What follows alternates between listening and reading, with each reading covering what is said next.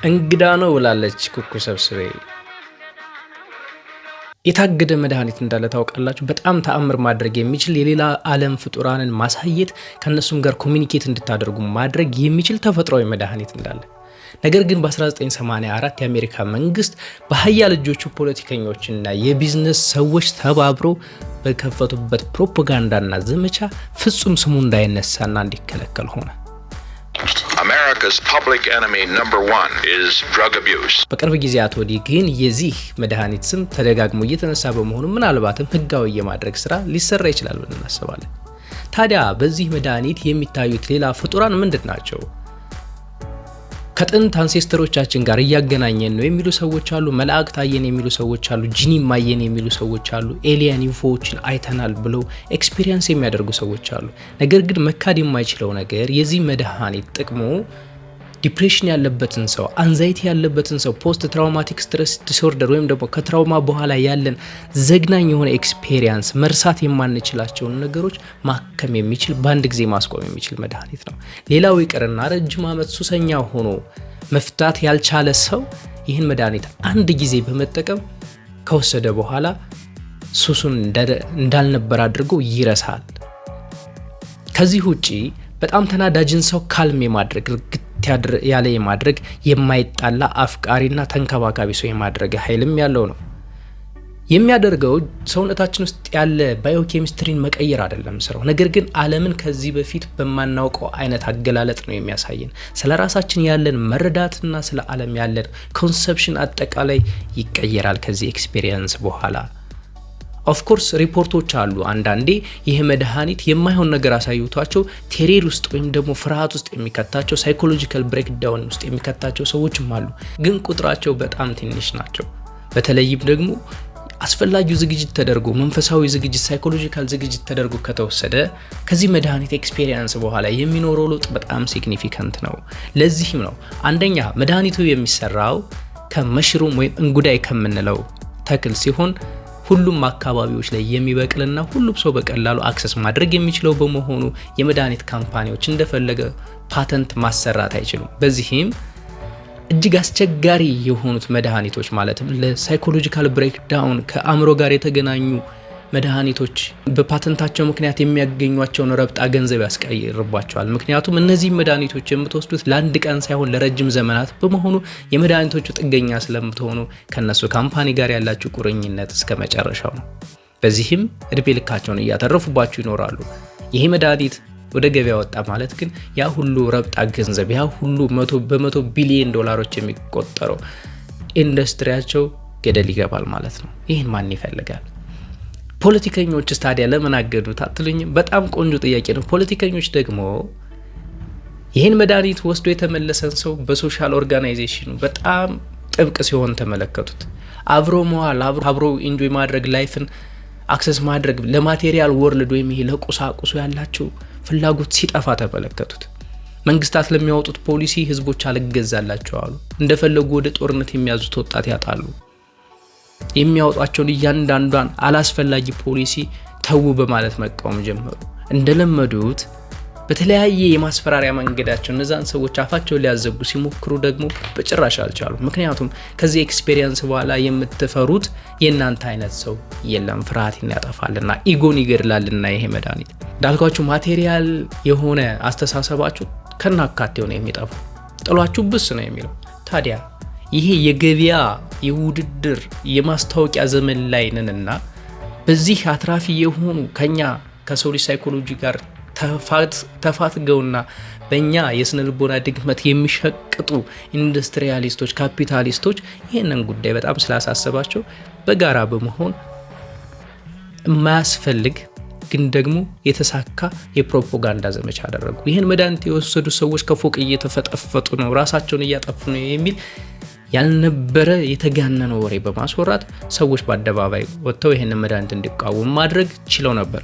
የሚገርማቸው በተመሳሳይ በ1994 ግን 7 ያክል የትንባሆ አምራች ድርጅቶች ትልልቅ የሆኑ ባለሀብቶቻቸው በአሜሪካው ኮንግረስ ቀርበው ትንባሆ ሱስ አያሲዝም በማለት የእምነት ክደት መሐላ ቃላቸውን ሰጡ።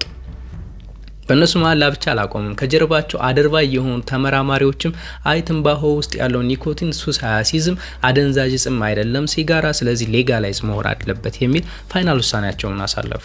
ከዛን ጊዜ ጀምሮ እነዚህ ግዙፍ ባለሀብቶች በ100 ቢሊዮን ዶላር የሚቆጠር በየአመቱ ወደ ካዝናቸው ሲያስገቡ 8 ሚሊዮን ያክል ሰዎች ግን ከሲጋራ ጋር በተገናኘ በየአመቱ ይሞታሉ። የአልኮልን ደግሞ ማንሳት ሌላ ታሪክ ውስጥ ነው የሚከተል። ታዲያ እነዚህ አልኮልና ሲጋራ በተፈቀዱባቸው ሀገራት ውስጥ ምንም አይነት ሳይንሳዊ ሙከራ ሳይደረግ ለትንሽዬ ሳይድ ኢፌክቶቹ ተፈርቶ ያን መድኃኒት ማስቆም ተገቢ ነው ትላላችሁ? እንግዳ ነው ያለንበት አለ። ለመሆኑ መድኃኒቱ ምንድነው? ዲኤምቲ፣ ሲሎሳይቢን፣ ኤልኤስዲ፣ ማጂክ መሽሩም የሚሉት ስያሜዎችን ሰብታችሁ ይሆናል ብዬ አስባለሁ። ኬታሚን ምናምን አይደለ? በአጠቃላይ ግን የድራጉ ክላስ ሳይኬዴሊክ ይባላል። ይህ ሳይኬዴሊክ ዛሬ የመጣ አይደለም። ከእንጉዳይ ከጅብ ጥላ ከምንለው ይሰራ እንጂ ከሰው ልጅ ስልጣኔ ጋር ተያይዞ ረጅም ዘመን አብሮ እየኖረ ነው። እንዴት በሉ። ወደ መጀመሪያው የሰው ልጅ ታሪክ ልመልሳችሁ። ሳይንቲስቶች የሚስማሙበት አንድ ጉዳይ አለ። የሰው ልጅ የመጀመሪያው ሃይማኖት እስልምና፣ ክርስትና ወይ አይሁድ አይደለም። የተደራጀ ወጥ የሆነ የአምልኮ ስርዓት ሳይሆን ሁሉም ዓለም ላይ በቦታና በጊዜ ያልተገናኙ ህዝቦች ላይ የሚታመን አምልኮ ነበራቸው። ያ ከመናፍስት ጋር የመገናኘት አምልኮ ሻማኒዝም ይባላል። ሻማኒዝም እንትን ተብሎ ሻማኒዝም አንድ ወጥ የሆነ ፍሬም ያለው ሳይሆን በተለያዩ መናፍስት ማምለክ፣ ከተለያዩ መናፍስት ጋር መገናኘት ነው ኤክስፔሪየንስ። እሱ ሻማኒዝም ይባላል። ታዲያ ይህን ሻማኒዝም ከኢትዮጵያ፣ ህንድ፣ ከቻይና፣ ጃፓን፣ ከኢራቅ፣ ሶሪያ፣ አረብ ኤሚሬትስ ብትሄዱ፣ ኢንዶኔዥያ፣ ሜክሲኮ፣ አሜሪካ፣ ካናዳ፣ ሬድ ኢንዲያን የሚባሉት ኔቲቭ አሜሪካኖች፣ ከኤስኪሞሶች አንታርክቲካ እስከ አማዞን ብትመላለሱ ሁሉም ሰዎች፣ ሁሉም ማህበረሰቦች የሚያውቁት ነው ታገኙታላችሁ። በሱዳን ብትመጡ፣ በሊቢያ ብትሻገሩ፣ ደቡብ አፍሪካ ብትሄዱ ይሄንን እንቅስቃሴ ሁሉም ቦታ ላይ ታገኙታላችሁ። በእርግጠኝነት እያንዳንዳችሁ ሰዎች እዚህ ውስጥ ቡዳ፣ ሟርት፣ ጥንቆላ፣ ውቃቢ፣ የሙት መንፈስ የሚያናግር ወይ ደግሞ አዋቂ ነው ተብሎ ሕክምና የሚያደርግ ከመናፍስት ጋር ባለው ግንኙነት ምናምን አይነት ሰዎችን ታውቃላችሁ። ታዲያ ይህ እንቅስቃሴ ስልጣኔ ከተነሳባቸው ህዝቦች ጋር ጠቅላላ አብሮ የነበረ ነው። ሁሉም ስልጣኔዎች ለነዚህ አማልክት ብለው ለሚጠሯቸው መናፍስቶች ይሰግዳሉ፣ ክሬዲት ይሰጣሉ፣ እውቀት ተገለጠልን ይላሉ። አደሴም ታይም ካልተገበረላቸው፣ ካልተሰዋላቸው ደግሞ እነዚህ መናፍስት እዛ ሰው ጋር ይጣላሉ፣ እዛ ስልጣኔ ጋር ይጣላሉ አይደለ? እነዚህ ስቶሪዎች ናቸው እንግዲህ ሻማኒዝም የሚባሉት። ታዲያ አይታችሁ ከሆነ እነዚህ አምልኮ ስርዓቶች በአብዛኛው ወይ ዳንኪራ ይኖራቸዋል፣ በጣም ሰውነትን የሚያርገፈግፍ አይነት እንቅስቃሴ፣ ጭፈራ ይከተላሉ፣ መዝሙር ይኖራቸዋል፣ ከበሮ ይደበድባሉ አይደለ? ከዛው ጋር ደግሞ ለነዚህ ቃልቻ፣ ውቃቢ ያለው ሰው፣ ባለዛር፣ ይሄ ጠንቋይ ምናምን ለምንላቸው ሰዎች ደግሞ ቤታቸው ሲኬድ ደግሞ እጣኑ፣ ጭሱ ምናምኑ በጣም ነው አይደል የሚጨሰው። ይሄ ከአምልኮ ጋር የተገናኘው ነገር የሚሰወው ነገር እንዳለ ሆኖ አደሴም ታይም አብዛኞቹ ቦታዎች ላይ እንደ መድኃኒት ሆኖ የሚቆጠር ወይም ደግሞ እንደ አገልግሎት መሳሪያ ሆኖ የሚቆጠር አልኮል ሊኖር ይችላል። የተለያየ አይነት መድኃኒቶች ይኖራሉ ብዙ ቦታዎች ላይ የተገኘው። ታዲያ ይሄ አዩሃስካ ብሎ በብራዚሎች ጫካ ውስጥ ያሉ ሰዎች እንደሚጠሩት አዩሃስካ የሚባለው መሽሩም ከነዚህ አገልግሎቶች ከነዚህ አምልኮዎች ጋር የሚገናኝ ሆኖ ተገኘ ማለት ነው። ይግረማቸውና የዘመናችን ሳይንቲስቶች ይህንን መድኃኒት ወደ ሆዳችን ዘልቆ ሳይፈረካከስ አብዞርቭ እንዲደረግ ማድረግ የሚያስችል ጥበብ አላገኙም ነበር። ነገር ግን ከስንት ሺህ ዘመናት ቀድሞ እነዚህ ብራዚሎች ለሰው ልጅ እንዲስማማ አድርገው ከመጠጥ ጋር በጥብጠው ቀጥታ መጠጣት እንድንችል የሚያስችል ቴክኖሎጂ አግኝተውለት ነበር ማለት ነው። ታዲያ የዘመናችን ሰዎችም ሆኑ እዛው ያሉ ህዝቦች፣ ሳይንቲስቶችም ሆኑ አጥኚዎች፣ ጎብኚዎች ይህንን መድኃኒት በሚወስዱበት ጊዜና ኤክስፔሪየንስ ያደረጉትን ነገር በሚጽፉበት ጊዜ በጣም የሚያስገርም ነገርን ይናገራሉ። የሚያስገርመው ሌላ ዳይሜንሽን ላይ ያሉ ሌላ ጂኦሜትሪክ ሼፕ ያላቸውን ብርሃን የሚመስሉ ወይም ደግሞ አጋንንትን የሚመስሉ ነገሮች ማየታቸው ሳይሆን የሚታዩት ነገሮች ከቦታ ቦታ ተመሳሳይ መሆናቸው ነው። የሚያያቸው ነገሮች አንድ አይነት ናቸው። በኋላ ላይ ከነቃት በኋላ ሲመለሱ የሚናገሩት ዲቴል ተመሳሳይ መሆኑ ነው። ታዲያ እነዚህ የሚታዩት ነገሮች ምንድን ናቸው? አእምሯችን ነው የፈጠራቸው እንዳንል የሁሉም ሰው አእምሮ ላይ አንድ አይነት ነገሮች ሊኖሩ አይችሉም።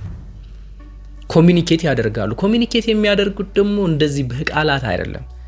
ልክ እናንተ ፍላሽ ዲስካችሁ ላይ የምትጭኑት ነገር ዳውንሎድ የሚለውን በተን እንደምትነኩት እንጂ ሙሉ ፋይሉን ስትጽፉ እንደማትውሉት ሁሉ ከነዚህ አካላት ጋር ኤክስፒሪየንስ ያደረጉ ሰዎች መተው የሚገለጥላቸው እውቀት ልክ ዳውንሎድ እንደተደረገባቸው ነው የሚያውቁት።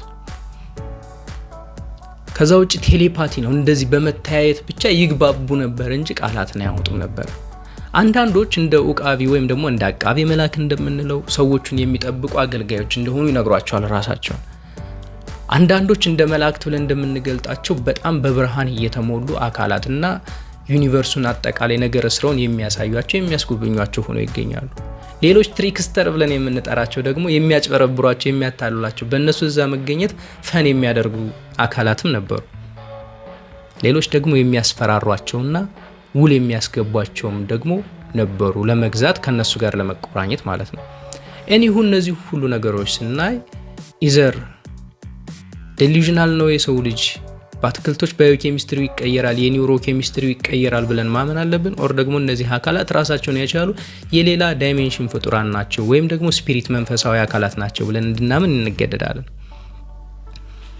ነገር ግን ለኛ አረዳድና ለኛ መንፈሳዊ ልምምድ የቀረበው ብርሃን መልአክ ቢመስሉ ኦር ደግሞ እንደዛ አይነት ኤክስፒሪየንስ ቢያደርጉ መልአክት ሊሆኑ እንደማይችሉ ግን ባህላችን ኦር ደግሞ የኛ የምንከተላቸው ሃይማኖቶች በግልጽ ምስክር የሚሆኑን ይመስልናል። ይህንን ከሃይማኖታችሁ ጋር ያገናዘባችሁ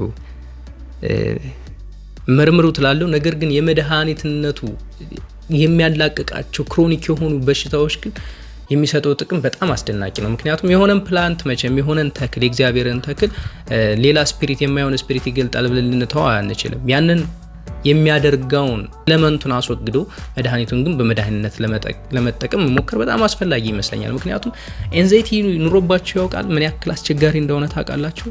ጭንቀትስ፣ ይሄ ድብርት፣ ዲፕሬሽን፣ ክሮኒክ የሆነ ዲፕሬሽን ከ6 ወር በላይ ካልጋ መውረድ አስጠልቷችሁ፣ ከቤተሰብ መነጋገር አቅቷችሁ፣ ምግብ መብላት አስጠልቷችሁ፣ ሱሳይድ አይዲዬሽን፣ ይሄ ምንድነው ራስን የማጥፋት ስሜት ኑሯችሁ ያውቃል ያለው ሰው ታውቃላችሁ ምን ያክል አስቸጋሪ በሽታ እንደሆነ። እሱም ባንዴ ማዳን፣ አንዴ የሆነች መጠጥ ሰጥተው ጠጥቶ መዳን ማለት ምን ያክል ሪሊፍ ነው። ለረጅም ዘመናት ሱሱ ያሰቃየው፣ ከቤተሰቡ የበተነው ያጣለው፣ ከጓደኞቹ ያራቀው ሰውስ ከጤናው ያጎሳቆለው፣ ከራሱ ጋር የሚያጣለው ለዛ አይነት ሰው ሁላችንም በዙሪያችን ይኖራል አይደል? ያንን ሰው በአንዲት ፖሽን ብቻ የሚያድን ነገር መኖሩ አያስገርማችሁ? ፖስት ትራውማቲክ ስትረስ ዲስኦርደር ግን ያለው ሰው ታውቃላችሁ ጦርነት ሂዶ ጓደኞቹ ሲሞቱ ሲጨፈጨፉ እጅግሬ የተቆረጠ ጭንቅላት ምናምን ያየ ሰው፣ ህፃናት ሲገደሉ ምናምን፣ እናቶች ሴቶች ሲደፈሩ ያንን ኤክስፒሪየንስ ያደረገ ሰው ወደ ህይወቱ ወደ ኖርማል ህይወቱ ሲመለስ ኖርማል የሚሆን ይመስላችኋል? በየለቱ የሚቃዠው ቅዠት ባለበት ሃሉሲኔት የሚያስደርገው ያንን መከራ የሚያሳየው ነገር ፖስት ትራውማቲክ ስትረስ ዲስኦርደር ይባላል። ከከባድ የመኪና አደጋ እናንተ ብቻ ብትተርፉ በዙሪያ ያላችሁ አብሯችሁ የተሳፈረው ሰው ሁሉ ቢሞት ከዛ በኋላ በመኪና መሄድ ለእናንተ እንደ ቀድሞ ኢንጆይብል የሚሆን ይመስላችኋል? ሁልጊዜ የምታስታውሱት ኤክስፒሪየንስ ነው የሚሆናችሁ። ድንገተኛ አደጋ የደረሰበት ሰው እኮ ያንን አደጋ የሚያስታውስ ነገር ሲያይ ይበረግጋል አይደል? እነዚህ ፖስት ትራውማቲክ ስትረስ ዲስኦርደር ይባላሉ። ይሄን ሁሉ የሰው ልጅ እያሰቃየ ያለን ነገር በአንዲት መድኃኒት ብቻ ለዘላለሙ ማስቆም የሚችል ነገር ካለ የሰው ልጅ ጦረኛ ያደረገው እንዲህ እርስ በርስ እንዳይተማመን ያደረገው ውጊያ የሚያስመኘው ኃይለኛነት የሚያስመኘው የሚያጣለው ኮዙ ደግሞ ኢጎ ነው አይደል? የሰው ልጅ ኢጎውን ደግሞ ብሬክ ዳውን የሚያደርገው ከራሱ የሚነጥረው ዲታችድ እንዲሆን የሚያደርገው መድኃኒት ቢገኝ በስንት ሪሊፍነቱ አይደለ? ምን ያክል ረፍት ነው።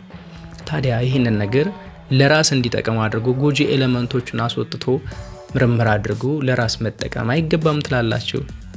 አይ ነው። ለማንኛውም ይሄ ሳይኬዴሊክስ የተባለው ኤሌመንት ወይም የድራግ ክፍል ዲኤምቲ በሉት፣ ሲሎሳይቢን በሉት፣ ኤልኤስዲ በሉት፣ ማጂክ መሽሩም በሏቸው የሚያደርጉት የሚሰሩት ስራ ይሄ ነው። የሰው ልጅ ጠቢብ እስከሆነ ድረስ የእግዚአብሔር ተክል ነውና የመገኘው እንደዚህ ሌላ ዳይሜንሽን ውስጥ የሚያስገባውን ነገር አስቀርቶ ሌላ ኤሌመንቱን መጠቀም የሚያስችል ጥበብ ይኖረዋል። ታዲያ ዓለማችን እንግዳ በመሆኗ የሚጠቅማትን ባለማወቋ ሁልጊዜም የሰው ልጅ ማኒፑሌት እንዲሆን በሆነ አይነት ትብታብ ውስጥ እንዲታሰር በመፈለጉ እንጂ ሰላማዊ ኳይት የሆነች ፍጹም የሆነች ምድር ለመሆን የሚያስፈልጓት ነገሮች ሁሉ ጋር የተፈጠረች ምድር ናት ለማለት ያክል ነው። እንደው አንድ ጥያቄ ልጠይቃችሁ። ሜትሪክስ የሚለውን ፊልም አይታችሁታል አይደለ? በእርግጠኝነት እስኪ አንድ ፌመስ የሆነ ሲን አለ። ሞርቢየስ ለኒዮ 2 የኪኒን እንክብሎችን ያቀርብለታል። ሬድ ፒል ወይም ደግሞ ብሉ ፒል ብሎ ማለት ነው። ሬድ ፒሉ የሚያሳየው እውነታን ነው። አንድ እውነታን ካየ በኋላ ወደ ውሸተኛው ዓለም ብትመለስ አይጣፍጥም። ለምሳሌ ኒዮ ይኖረው የነበረበት ማትሪክስ ወይም ማሽኖች የገነቡት ዓለም ነው፣ ግን ውሸት መሆኑ አይታወቀውም። የየዕለት ኑሮውን እየኖረ ነው ለሱ። ነገር ግን እንደ እውነቱ ከሆነ የሚኖረው በሲሙሌሽን ነው። ሰውነቱ የሆነ ቦታ አለ፣ አእምሮ ብቻ ነው እየኖረ ያለ በማሽኖቹ ዓለም ማለት ነው። ታዲያ አንዴ ያና ትክክለኛ አኗኗሩን ካየ ወደ ቀድሞ ህይወት ቢመለስ ህይወት እንደ ቀድሞ አይሆንም እንደማለት ነው። የዚህ የማጂክ መሽሩም ጉዳይ ይሄ ነው። የማታውቁትን ነገር ይገልጥላቸዋል ሞስት ፕሮባብሊ እና ከዛ በኋላ እንደ ቀደመው መኖር አትችሉም። ታዲያ ይህንን ሪስክ ለመውሰድ ግን ፈቃደኞች ናቸው ወይ? ፕላስ we are in a simulation። እስኪ አንድ ቲዮሪ ላንሳላችሁ። ሲሙሌሽን ቲዮሪ የሚባል ታውቃላችሁ? እኛ ሌላ አካላት በሰሩት ኮምፒውተር ፕሮግራም ውስጥ ነን ብላችሁ ታምናላችሁ? ያ ኢትስ ቡልሺት። ግን ማወቅ ያለባችሁ we are being manipulated። የምናየው፣ የምንሰማው፣ የምናሸታው፣ የምንበላው፣ የምንጠጣው ነገሮች በሙሉ እለት እለት በሆኑ አካላት ቁጥጥር ስር እየገባ ነው። ስለዚህ የሆነን ሰው የሚሰማውን በአምስቱ የስሜት ህዋሳቶቹ የሚቀበለውን ፐርሲቭ የሚያደርገውን ኢንፎርሜሽን ተቆጣጠርክ ማለት ሞስት ፕሮባብሊ የሚያስበውን ነገር አወክ፣ ገዛ፣ ማኒፑሌት አደረክ፣ ወሰንክ ማለት ነው።